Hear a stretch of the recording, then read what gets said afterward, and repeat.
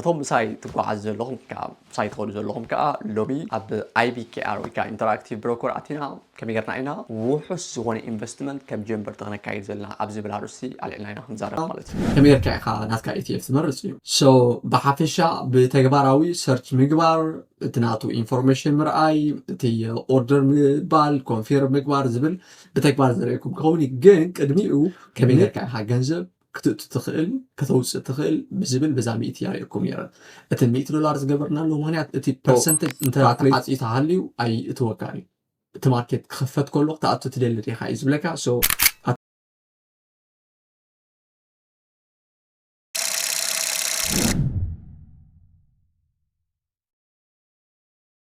سلام أنا عملي كم يتغنوا سلام كتلو على بتسفاي ميلي تتو كاب تسو تريدز مساق مالهم باركس أبناء لومي تمرتنا خاء زيادة تفتو عين التمرتي كون من هذا التجبراوي and زيادة سكرين شير جالي زريكم كوني كلمة يقول نزفيدي نمجمع ركزي تكاتلو دالهم أبزا حالة 4 تخفالات كابت مسارة أو يزبال كدمي investment كل وكازلون نقحات جميرنا أكاونت غمي تخفت كمية كا فاريفاي تجور كمية كا مس بانكنات كا تحفظه بس بانك رايز يكونوا كمية كا جذب تأتون توصل and تعينت application كتك مالك تعب ستوك ماركت كريبتو ماركت أمسلو عبيتي أرستات على إلنا تزارر بنانيرنا إنا مالك so كم جنبرت مثلا جنبر يعني زوم 4 تخفال بمكتال تمرتهم كتوصلوا كزهروكم فوت مالتيو نتوم ساي تقعد زلهم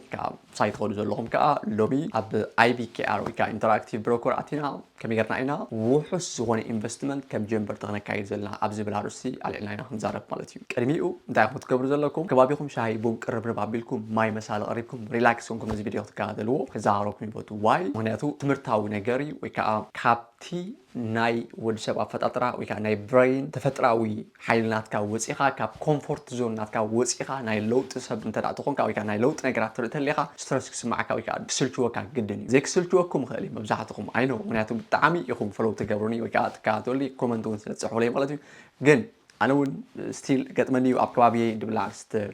قريبة يعني زي فيديو صراحة لكم زلهم كما كونكم انجوي تجبرون زي فيديو هزاركم فطوالتي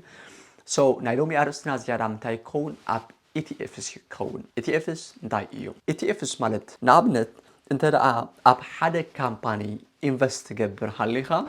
اتي كامباني انت خسيرو نسخاون مسؤول تخسريها واي منياتو investment مالت نسخا دخوانة أجمع أي فتح خان زلها بخلا زرار بانتاي مالتيو نسخا جنزب كسر حلو تخيل بيزنس يبل كانوا جن أجمعات بمفتاح جنزب بيشرحوا كامباني تعطلو على بالخويان زغونو فاينانشال ماركت ناتهم ستوك شوتو قلنا بقولنا هي نحنا كامباني علنا زي كامباني ناتنا خا اكسباند نقبل لنا نعبيو علنا سو كنعبيو تخينا ناتكا جنزب ندلينا سو جنزب ناتكم أفرو لنا مو هاي والله تيجي بجنزبكم سرح لكم بجنزبكم بدي سرحنا أوزرخا كامباني بزعبي أوزرخا نتأتاو شركة نقبلو إنا كنبتونو إنا وكا كنكافلو إنا إيو تحسب أوكي سو كل جزء توفر كلها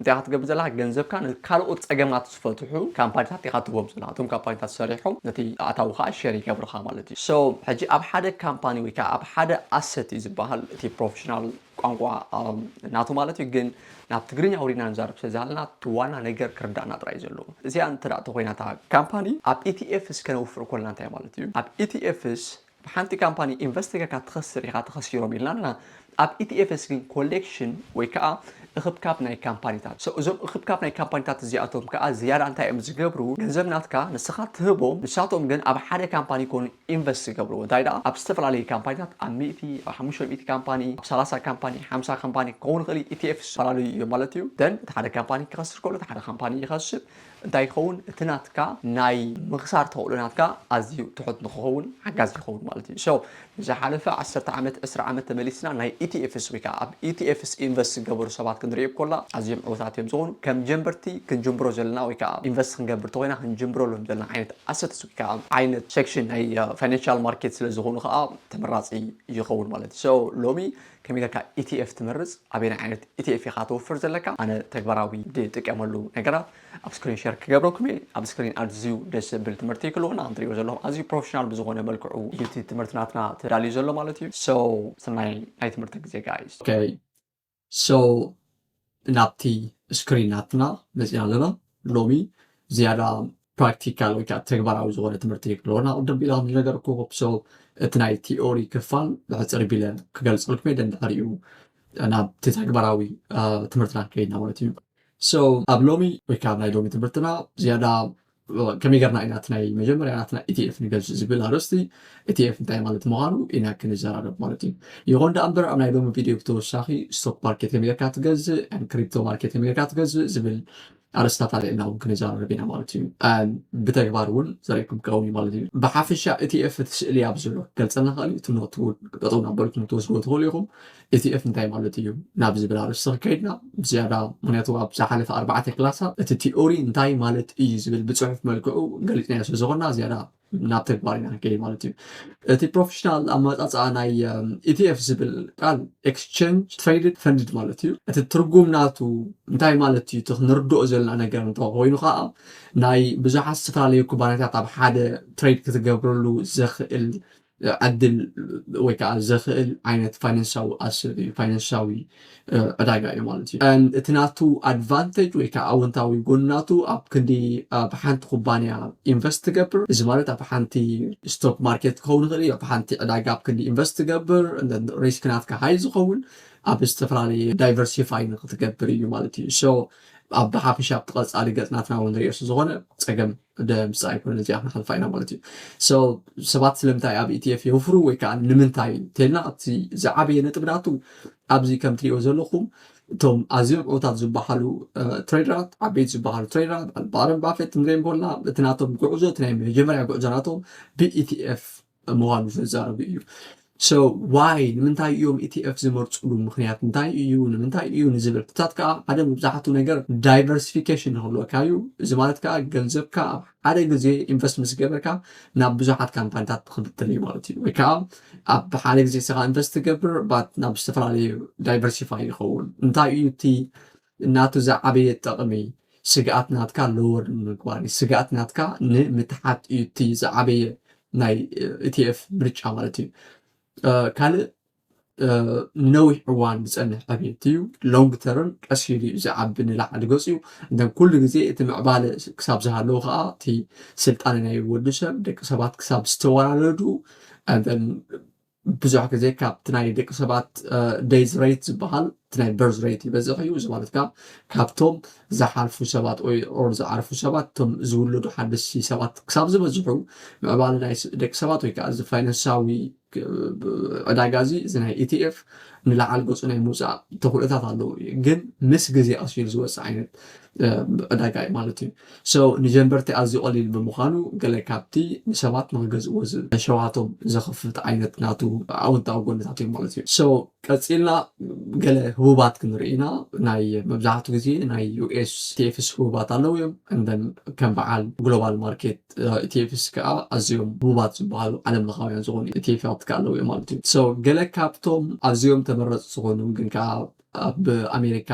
መደበር ዝገበሩ እንተሃልዩ S&P 500 ETFs እዮም 500 ናይ 500 ኩባንያታት ናይ ኣሜሪካ ድምር እዩ ወይ ከዓ ጠቕላላ እዩ እንደን ግሎባል ማርኬት ኣብ ዓለም ዘሎ ዓበይቲ ካምፓኒታት ዝበሃላ ንጠርነፋ ዓይነት ናይ ETF ኣሰት እዩ ማለት እዩ ሶ እዞም ዕዳጋታት እዚኣቶም ኣዝዮም ዓበይቲ ካብ ምዃኑ ብዝተለዓለ እቲ ናቶም ናይ ምውዳቕ ተኽእሎ ናቶም ትሑት ስለ ዝኸውን ንጀንበርቲ ተመረፅቲ ይኹኑ ማለት እዩ ደን ቀፂልና ከመይ ጌርካ ኢኻ ETF ክትመርፅ ዘለካ ዝብል ርሲና ንርኢ እዚ እውን ኣብ ዝሓለፈ 4 ክፋላት ዝረኣናዮ ስለዝኾነ ዳትማት ብድጋሚ ኣየድልዮን ገለ ካብቶም ነጥብታት ዘለውና ኣብዚ ከም ትሪእዎም ዘለኹም ግን እንታይ እዩ ሓደ ኩሉ ነገር ቀሊል ምግባር እዩ ብንእሽተይ ምጅማር ቀሊል ምግባር ዝነውሐ ወይ ከዓ ነዊሕ ምዕላም እዩ ማለት እዩ ኣብዚ ከም ትሪእዩ ዘለና ሕጂ ቆላሕታኹም ወቱ ኣብ ነዊሕ እዋን ዝፀንሕ ወፍሪ ክኸውን ኣለዎ ምክንያቱ ነዊሕ ኢና ክንዕልም ዘለና ሕጂ $10,000 ስለዘለኒ ኢንቨስት ይገብሮ ማለት ኣይኮነን ኦር ውሑድ ስለዘለኒ ካኣጠው ክብል ኣለኒ ማለት ኣይኮነን ሶ ብንእሽተይ ግን ምጅማር ጥራይ እቲ ኣገዳሲ ዝኾን ማለት እዩ ብዙሕ ዓይነት ዝተፈላለዩ ኩባንያታት ዝሓዙ ከም ETF ዝኣመሰሉ ምግዛእ ተመራፂ ይኸውን እዩ ኣብ ሶሻል ሚድያ ካብ ዝኾነ ፕሮፓጋንዳ ወይ ከዓ ካብ ሎንግ ተርም ሪያሊቲ ኣንተ ብቅድም ኢላ ዝነገርኩም ማለት እዩ እቲ ናይ ደቂ ሰባት ናይ ዝውለዱ ብዝሒ ካብቶም ዝሓልፉ ወይ ዝዓርፉ ሰባት ክሳብ ዝበዝሐ እቲ ስልጣነ ናይ ደቂ ሰባት ምቕፃሉ ኣይተርፎን እዞም ካምፓኒታት እዚኣቶም ከዓ ነቲ ናይ ደቂ ሰባት መነባብሮ ወይ ከዓ ነቲ ናይ ደቂ ሰባት መሰረታዊ ዝበሃል ምንቅስቃሳት ዳሓዙ ወይ ከዓ ዘማልኡ እቲ ገለ ካብቶም ከም ኣየር ከም ማይ ከም መግቢ ንምገቦም ዓይነት ካምፓኒታት ወይ ከዓ መሰረት ዝገበሩ እዮም ማለት እዩ ስለዚ እዚኣቶም ስለዝኾኑ እቲ ናይ ሶሻል ሚድያ ናይ ፕሮፓጋንዳ ከይተፀለና ሎንግ ተርም ዕላማ ክገብር ከም ዘለና እዩ ዝሕብረና ዘሎ ማለት እዩ ደን ካብዚ ቀፂልና ናብቲ ተግባራዊ ክፋል ርስትና ከይድና ድሓር ተመሊስና ግን ናይ መጀመርያ ኢቲኤፍ ናትካ ጌርካ ትመርፅ ፕላስ ድሕሪ ምዕዳግኩም ዝብላ ንፅምር ኢና ባት ቅድሚኡ ነዚኣ ንእሽተይ እዚኣ ድስስ ከነብላ ኢና ንሱ ከዓ እንታይ እዩ ዝብል ዘሎ ትርጊ ኣርስናትና ከመይ ጌርካ ኢኻ ናትካ ኢቲኤፍ ትመርፅ እዩ ብሓፈሻ ብተግባራዊ ሰርች ምግባር እቲ ናቱ ኢንፎርሜሽን ምርኣይ እቲ ኦርደር ምባል ኮንፊርም ምግባር ዝብል ብተግባር ዘርእየኩም ክኸውን ግን ቅድሚኡ ንኤኣይ ምስጋና ይኹኖ ኣብዚ ሕጂ እዋን ቅድሚ ሕጂ ኢንቨስት ክንገብር ተኮይና ንገብሮ ዝነበራ ነገር እንተሃልዩ መጀመርያ ናብ ጎግል ንኸይድ ናብ ናቶም ገፅ ናብቲ ናቶም ዌብሳይት ንኸይድ ብዛዕባኦም ፅቡቅ ነገር ብዛዕባ ሲኢኦ ናቶም ብዛዕባ ኣበይ ናይ ሃገር እዩ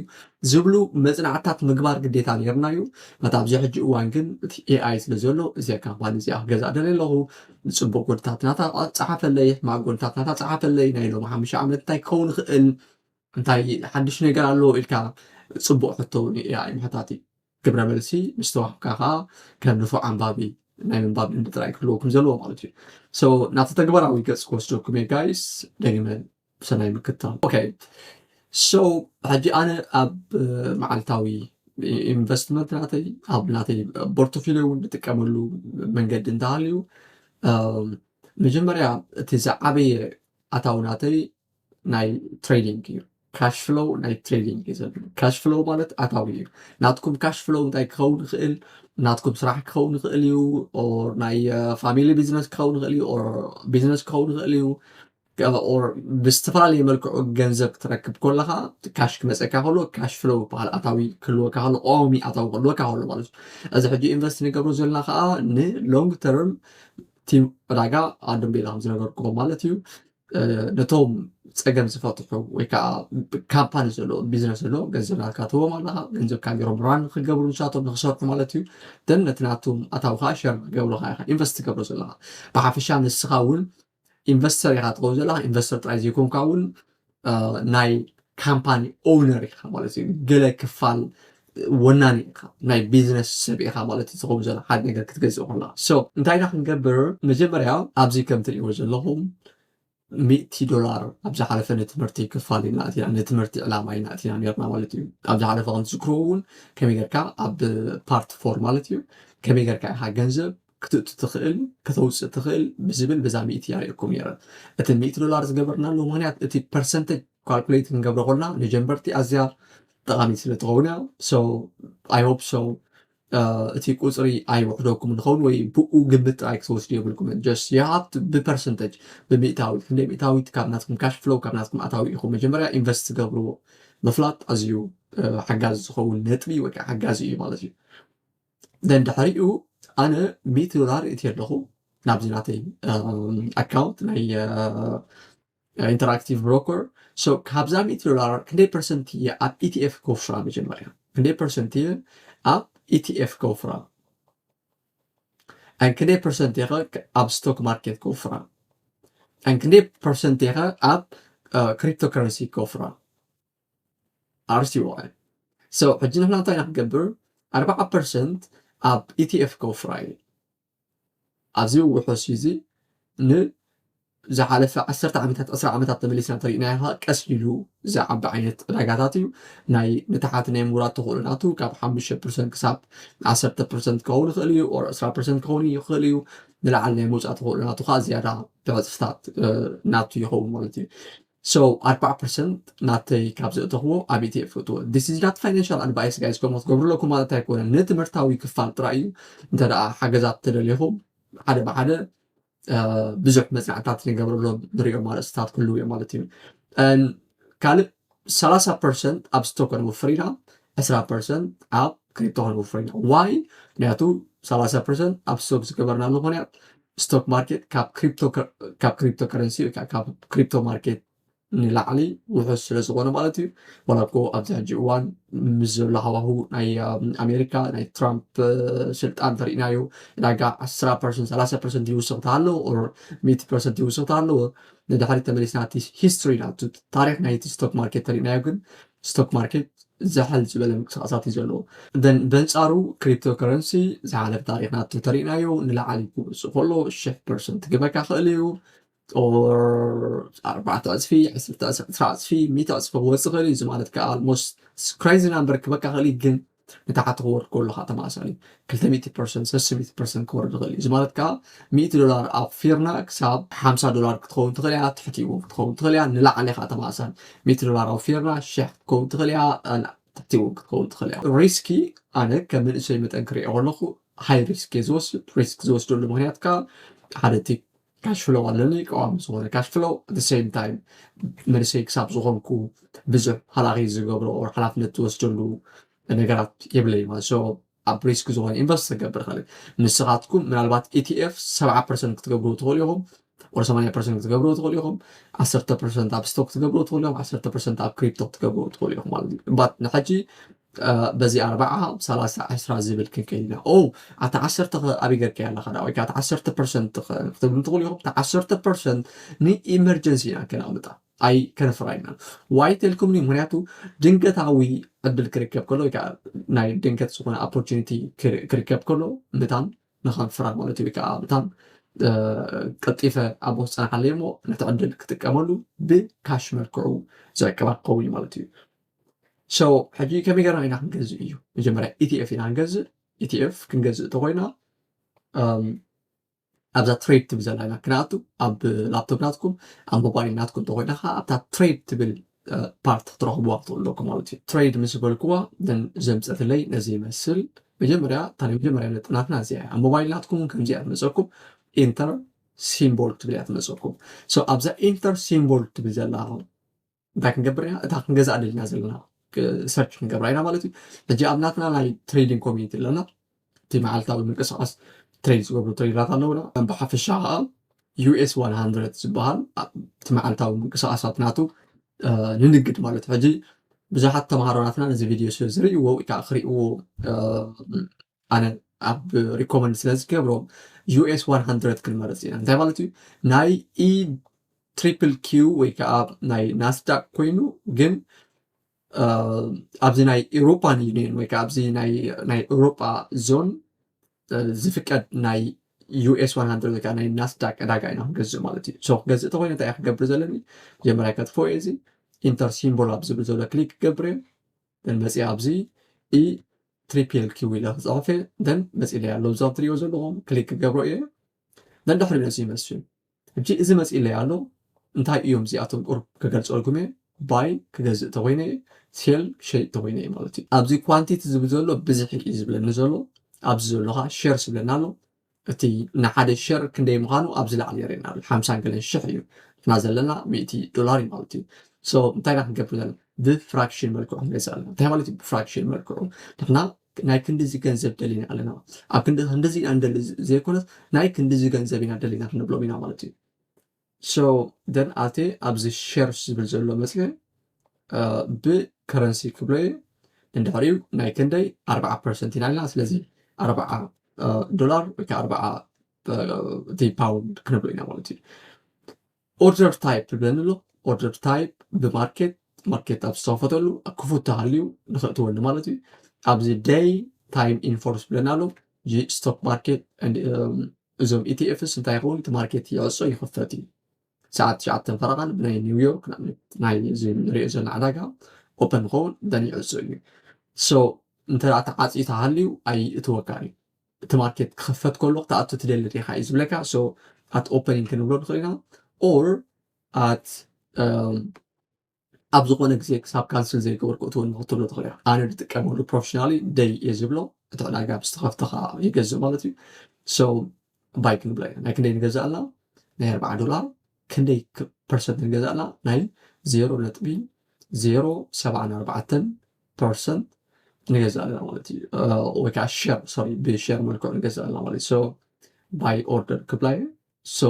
your order is pending يبلل دن دحريو أبزغم تريو زلو هم سمعت لي warning لي your order is not placed order not كأتو لل why ونهاية ماركت مستعصو ريكارد قبلكم زلو خانو مالتي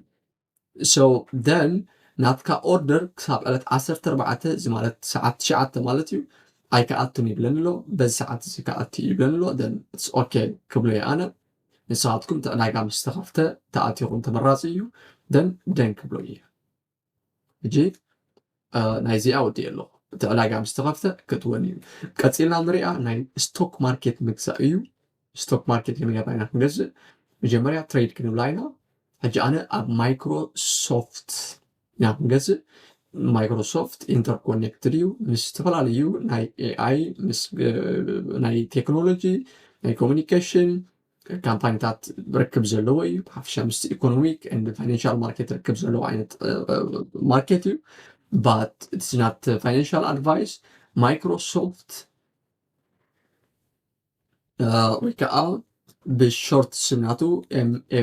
MSFT I think then ኣብዚ መፂለ ያለው ክሊክ ገብሮ እየ ክሊክ ምስ ገበርኩ ከም ትሪኦ ዘለኹም ዝርዝር መፂለ እንታይ ማለት እዩ መጀመርያ 390 እዩ ዋግኡ ስታንዳርድ ሼር ዝበሃሉ ስታንዳርድ ናይ ሼር ሳይዝ ኣሎ እቲ ካምፓኒ ንሓንቲ ግንዑ ወይ ከዓ ንሓንቲ ሼር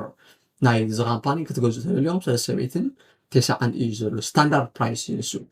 ግን ንሕና ግን እንታይ ኢና ክንገብር 390 ስለዘይብልና እንታይ ክንገብር ናብ ክንዲ 1 ሼር ንገብሮ ናይ ክንዲ ዘይሃቡና ኢና ክንብሎ ከምኡ ክንገብር እንተኮይና እንታይ ክንገብር ኢና ኣብዛ ኳንቲቲ ትብል ዘላ ኣብዛ ሼርስ ትብል ዘላ ኢና ክንቅይር ማለት እዩ መፅአ ኣብዛ ሼርስ ትብል ዘላ ክሊክ ገይረ ብዶላር ክብላ 30% እዩ $30 እዩ ዘለና $30 then order type market ክንብሎ ኢና day ኢልና by order ክብላ ናይ $30 ክንደይ ሕሳብ ክመፀና እዩ ብሼር መልክዕ ክረአ ከሎ ማለት እዩ 0.76 ሼር ክንገዝእ ኢና ወይ ከዓ ንገዝእ ኣለና ማለት እዩ ባይ ኦርደር ክብሎ እየ ደን ክብሎ እየ እዚ እውን ተመሳሳሊ ማርኬት ክሳብ ሰዓት 7 ክሳብ ዕለት 14 ወር 7 ሰዓት 9 ፈረቓን ብናይ USA ማለት እዩ ኣብ USA بمسارات زكبر لاقايو مايكروسوفت كسب زخفت كسب شعتن فرق عن ستوك ماركت من أمريكا زخفت شعتن فرق من نيويورك تايم مالتيو